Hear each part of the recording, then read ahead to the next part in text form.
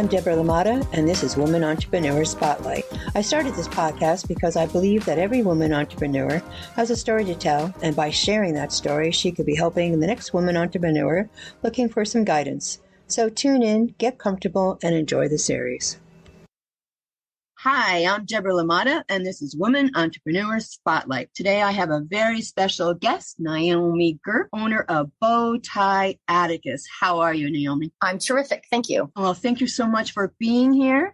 There are two questions that I like to ask to get us warmed up. And the first one is, if you could live or visit anywhere in the world, where would it be? Definitely somewhere tropical. I lived many years in Hawaii, and I've traveled frequently to Mexico, Isla Mujeres, and Playa del Carmen. So either one of those would definitely work. Oh my gosh, I love it. I love asking this question because I keep finding places to put on my bucket list. Well, put Hawaii on there. Yes. Well, I have to say I have been to Hawaii. Oh, It great. is absolutely beautiful, and everything they say it is, it is. So what advice would you give your 16-year-old self? I would tell my 16-year-old self, do not take 3 years of cosmetology. I took it as a vo-tech course in high school, and, it just wasn't in the stars for me at all. And I would probably say focus more on biology and psychology. That would lead me more towards where I am today, animal saving, behaviorist, that kind of thing. Or I would go right into teaching. Oh, wow. No cosmetology. No cosmetology. It's amazing what we learn along the way. So change your attitude as often as you like. Tell us about Atticus and Tie Atticus and how it started. Well, I've always been very creative. I always love marketing and promoting. And with the business, it allowed me to be able to create, market, make a little money, and be able to give back to rescue. And Atticus is a dog that I fostered, who I eventually failed and adopted. When I fostered him, my sister, who has a cat who wears a bow tie every day, sent us one as a gift. He was wearing it, and I was walking him, and I literally blurted out, "You look so cute in that bow tie, Atticus." And I don't know, that was it. It just became the business name, became the business motto. Because of Atticus, from that I have attitudes, change your attitude. It's Addie just fits in everywhere. So it's perfect. It does. And your bow ties are beautiful. And so you hand make the bow ties yourself. I do. Did you sew prior to doing the bow ties? Actually, there's no sewing involved. Oh, no. No, that is probably one of the unique part about my product is everybody thinks they're sewn, and they're not. It is all strictly done with non-toxic hot glue. Wow. Yes, I find that it gives the product a little more sturdiness to it. Okay. It's just a very rigid product, and people comment on that. I did take sewing lessons, another thing that I'm really not good at.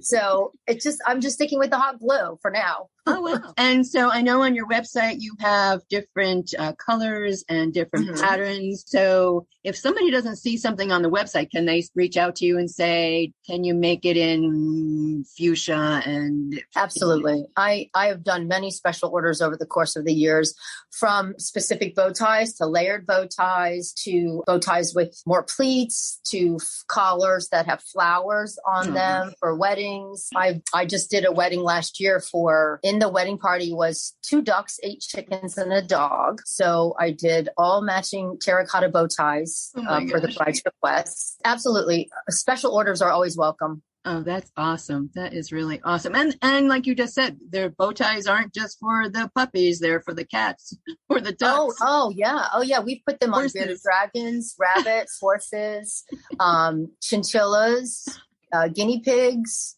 hedgehogs. Oh my gosh. So why did you want to start Tie Atticus? I was looking for something to do part-time, and I was looking for a part-time job, and I was working at a radio station at the time. And so my hours, it was very difficult to find something that I could work part-time that would allow me to work full-time at the radio.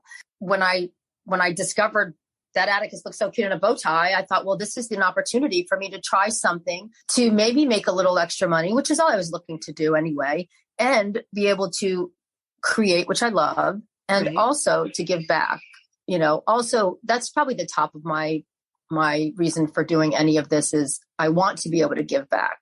Right. And I see on your website, each month you choose a rescue to give back to. How do you go about choosing the rescue for the month? Rescues reach out to me. Okay. Many of the months I have set rescues now.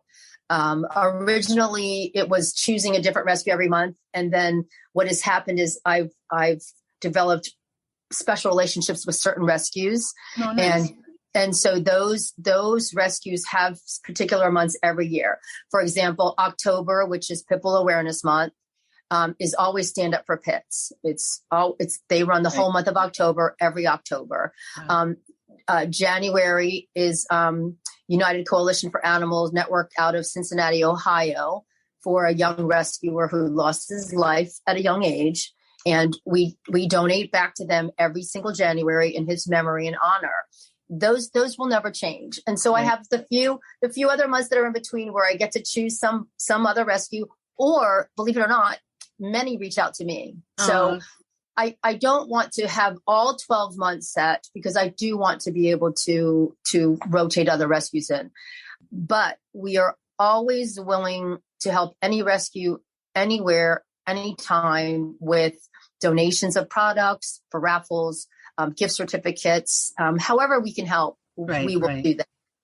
And I see this month's rescue is La Mancha out of Pennsylvania. And they're a 45-acre facility for rescuing all types of animals. Yes, they are. Actually, one of their volunteers, Maria Dixon, is a customer and friend, and she had bought a few bow ties a couple years back when we started talking about her volunteering for La Mancha, and that is exactly how it started. I said, "Well, let's pick a month," and it was almost a year later that the month was available. Wow. And we did it, and it's finally here. It's finally here. And that's how it works. I mean, the rescue we had last month, Watermelon Ranch, they were almost a year and a half waiting. Wow. Oh, that's so awesome. I can't express enough the rescues and the work that goes in with the volunteers and the sanctuaries and wherever, the fosters is just incredible. And it takes money. There's transportation, there's feed, there's vet bills. There is so much that needs to be covered that, thank you for doing what you do with Tie Atticus. So La Mancha is the rescue for this month. What fundraisers do you do for the month?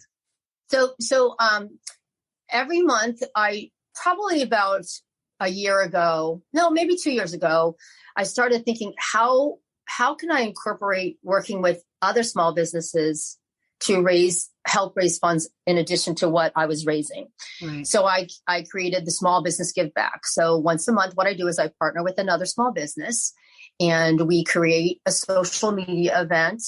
And basically whatever is sold through their small business, they donate a portion back to the rescue of the month.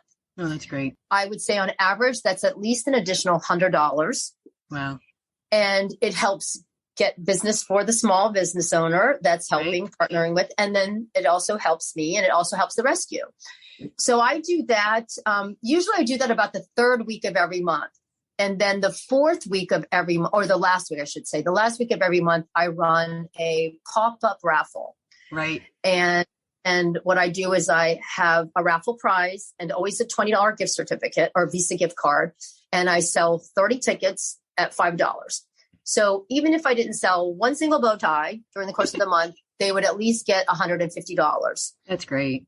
So, and 100% of that goes directly to the rescue, which I usually make the donations around the 15th of the following month when I close my books. Right. I can say to date that we've probably donated over $40,000 in cash. Wow. That is awesome. Oh my gosh. Kudos to you. And so just talking about the business side of Tie Atticus, did you start out with a business plan? Do you use a business plan? Well, so when I decided to start the business, the first thing I did was look into getting a business license, which was in the state of Delaware was very easy. I did it all online. You know, I renew every year online, and then basically I really didn't have a plan because, I came home and I made 30 bow ties and I thought, how do I get these out there? Okay. And I used to attend a dog event in Northeast for House of Hope. That year, I went ahead and applied for a vendor application. Oh, wow. And I got in there and I sold 21 bow ties. Oh, wow. That is awesome. Well, and I thought, okay, this might work. This might work. And so basically, I never really followed a plan per se, as much as I just started to create product, look for events, book the events. Right. Now, and then what happened from there was people were like, oh, do you have a website? Oh, are you on Etsy? Where can I buy your bow ties? And I was like, oh boy, I guess I better figure something out there. And that was probably the most challenging part, was getting that website going. I'm not on Etsy. I have my own storefront at bowtieatticus.org. It was probably a 3-day, very stressful process because I'm learning. I made the whole, I developed the site myself. I went through Wix. I could have hired somebody. Right. And in retrospect, I will get there. Like I will eventually have somebody that will run the website, maintain the website as I grow.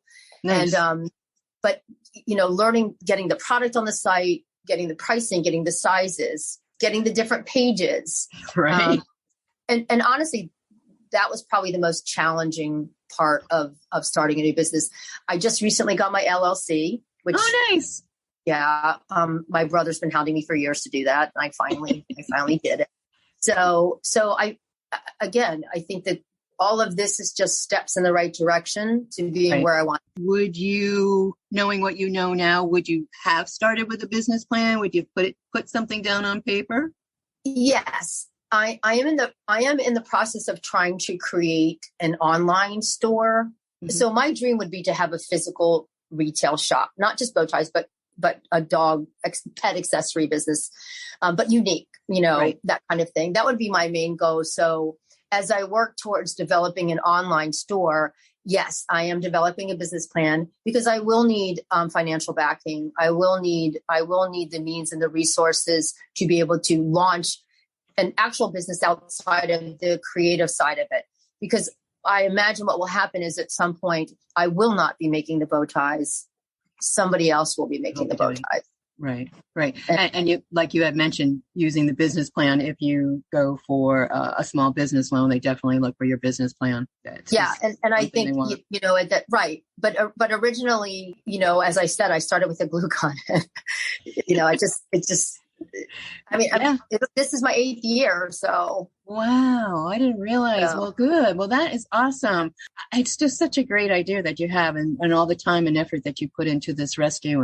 And I love Atticus's story. And then you partner with, like you said, partner with small businesses. Mm-hmm. I know that you partnered up with Fiona and Felix, also rescue pups.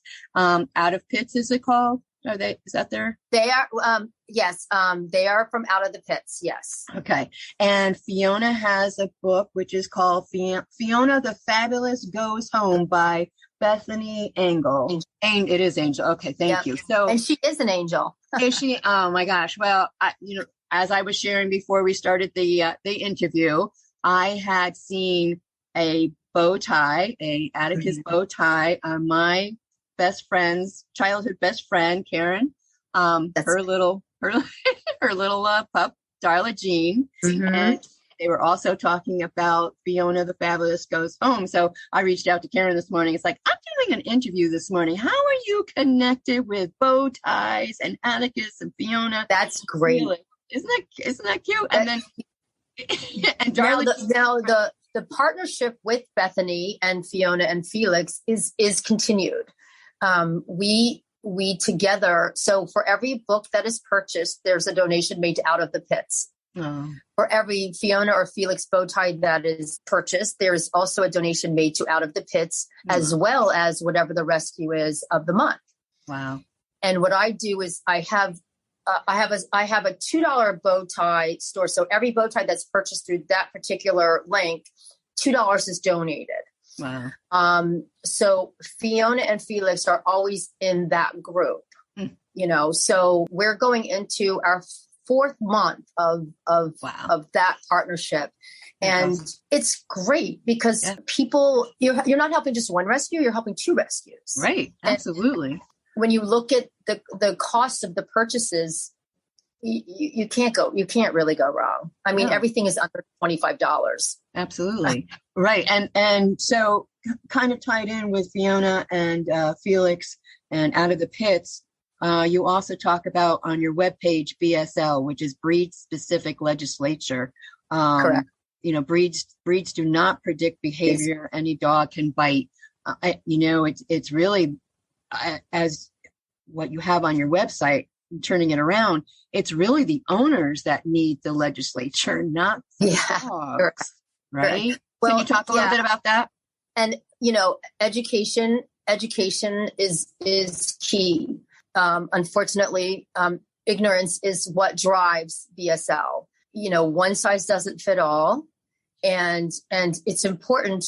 I mean, we had BSL here in Wilmington 6 years ago. Gotti's Law went into effect. So the legislative laws were lifted through a lot of help with Best Friends Animal Sanctuary. They came out, they sent their lawyers, and it gets to a point where a pit bull, a dog, a cat, they're a family member. Yeah. And for somebody to say, your dog looks like a pit bull, it needs to be in a muzzle, it needs to be leashed. Oh, don't bring that dog near me. Oh, that dog is vicious. It is all ignorance. It is, Atticus is American Staffordshire, Labrador, and Boston Terrier. Right. And people will say to me, oh, is that a pit bull? And I'd be like, he's a dog. Exactly. He's a dog. Exactly. He's a great dog. And he's a bow tie wearing dog. So you know what? He's a great dog. But there are many ways to support and advocate against breed specific legislation. My favorite go-to, of course, is Stand Up for Pits. Right. You can learn so much from their site, their events, what they do, supporting spay and neuter. Breed specific legislation doesn't just affect the animal. It affects their families. It affects the towns. It affects the people in the town. I mean, it's just not good for anyone anywhere. It doesn't do anything. It wastes a lot of money. Right. Exactly. It wastes a lot of money when you could use that money to train and teach and allow these dogs who are so indiscriminately, beaten down.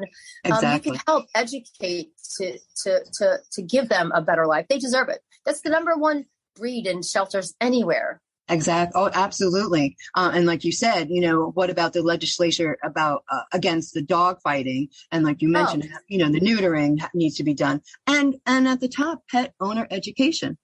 I think that is really key. I think some of my greatest joys is I have a senior couple who live around the corner from me, and they have a pitty named Zoe. She's about 9 years old. Aww. And when I see that, I think, here they are. They're probably in their 70s, and here they are loving a pit bull, no issues, not and so many other people are like, oh, I can't, a senior definitely can't have a pit bull. I'm just like, come on. Oh my gosh. Anybody can. Anybody can. I happen to have any dog. Absolutely. And I happen to be one of my pit bull. Way back when he was the runt of the litter. He was black and white. He was adorable. Mm-hmm. He was loving. And my oldest daughter, Sarah, would hold on to him, and he would let her hold on to him. And she kind of used him as her walker to learn to walk. Oh, yeah. Great. Wow. That's great. Yeah, he was just such a loving dog. And then when my second daughter came along too, he had two girls. They really do get a bad rap. Oh, they do. Absolutely. So yeah, I have fond memories of Duke. Absolutely. Oh my gosh. So what motivates you then I probably can answer that, but what motivates you to do what you do? I think that just being able to get out there and be part of the rescue world. Every day people are tagging me or, sending me emails, and I immediately am drawn to what can I do to help this situation. That's my motivation. That is absolutely my motivation. I think that, people say, well, you're never going to get rich. And I'm like, you never know. But you know what? Never say never. Right. But I am rich.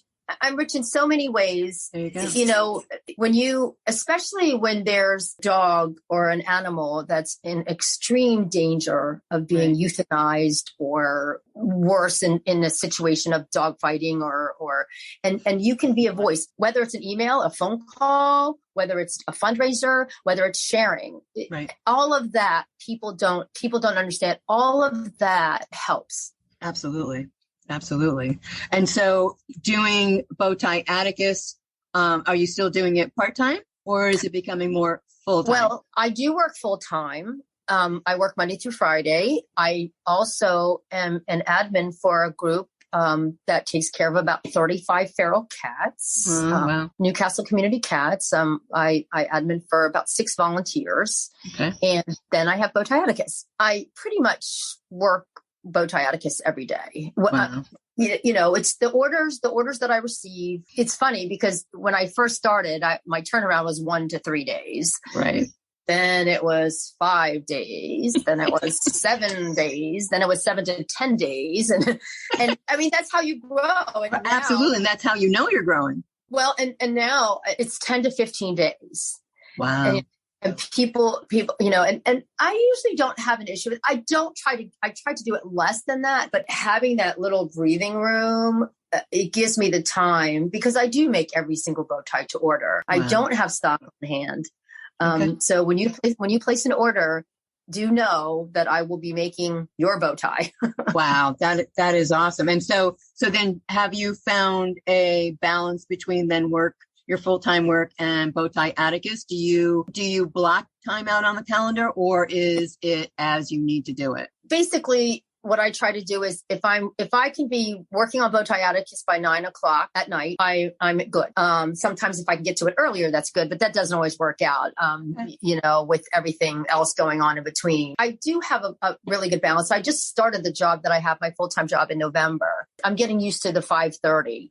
And I know that doesn't seem like, but still that half an hour where I used to be able to be somewhere by 5:30. Now it's like, well, I can be there by 6. So it makes a difference. It makes a difference. Absolutely. So what has been one of the most valuable lessons you have learned from starting your own business? My valuable lesson has been, I think for me, the lesson has been just to not stop. That if you feel something and you want to do it, the only way to have that become a reality is to try it. Okay. It's better to try and fail than to not try at all. I think I've learned that the world is filled mostly with good people. I think that in spite of all of the bad things that we see in the world of animal cruelty, I believe that there's triple the amount of good people that there are the bad people.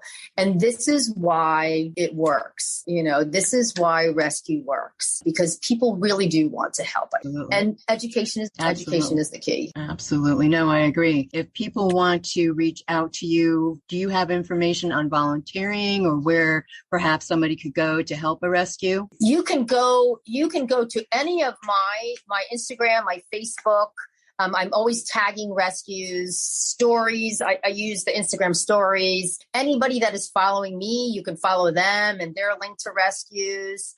Awesome. I find when somebody reaches out to me, I'll give you a perfect example. I had somebody reach out to me the other day and she said, I lost my job. I have four rescues and I don't have the money to buy food.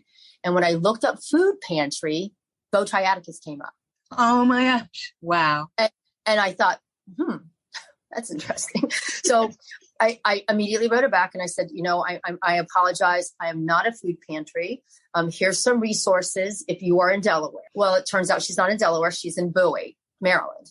Okay. Well, I just had a rescue, Love Paws. That was my give back in March. Oh, wow. So I referred her right to them. They have a full food pantry. Oh, wow. So, I think that through media, through contacts, through my contacts with people that they know, you can always find something to do in the rescue world.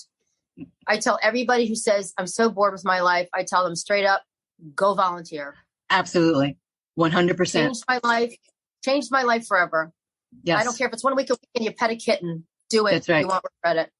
Absolutely. And we need more people to do that. And it doesn't have to be an all day affair. Like you said, stop in, take an hour, take a lunchtime.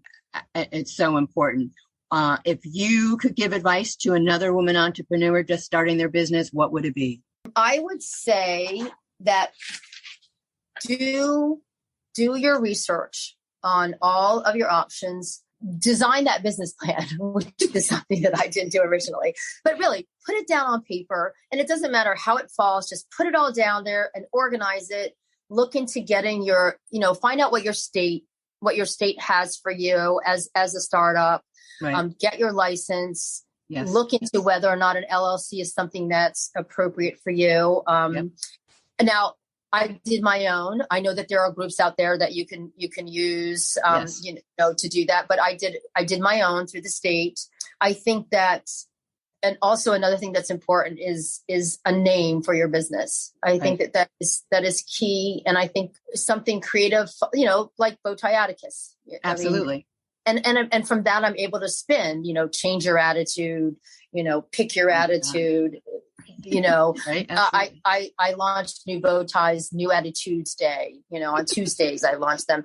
So I think that those are the things, look into the course of actions that you would need to take to promote that business. For me, for example, it was finding events, I do very well at events. Nice. And I've learned I don't really do arts and crafts events anymore. I used to do that all the time. People would be like, oh, you'd be great at a craft show. But I really don't do great at a craft show. I do great at a show where there's dogs, where dogs are, I just do better at the events. And I think that developing your website, this is the one piece of advice I would give is not one, but one of the pieces of advice I would give is if you're in a situation where you can hire somebody to create, drive, and host and manage your website, do that. It will clearly give you the time that you need to focus on the other aspects. Not that your website isn't critical, but having somebody that knows what they're doing. Like every yes. time I launch something, I'm like, that's what you want. I really think that that's important. That today, the visual is the key in a business when it comes to website. And if yes. you can hire somebody to develop it, and they don't have to be expensive. No, there's lots of groups. There's lots of women-owned groups out there. That's right. Absolutely. That's what this is all about. And one of my goals with this podcast is to connect other women entrepreneurs and, in all stages of their business. And so I would love to add your name to that list if that's okay with you for somebody to reach out. Absolutely. Absolutely. I would love that. Well, thank you so much. Naomi, I could talk to you for at least another hour. I could talk to you too. Thank you. I am working on launching a talk show on the radio, and I would love and will have you as a guest because I think this is so important. There are just so many pets. They're not even a pet because they're lost. They need to be rescued out there that people need to be aware of and to get involved. And so it's my goal. We're going to talk again.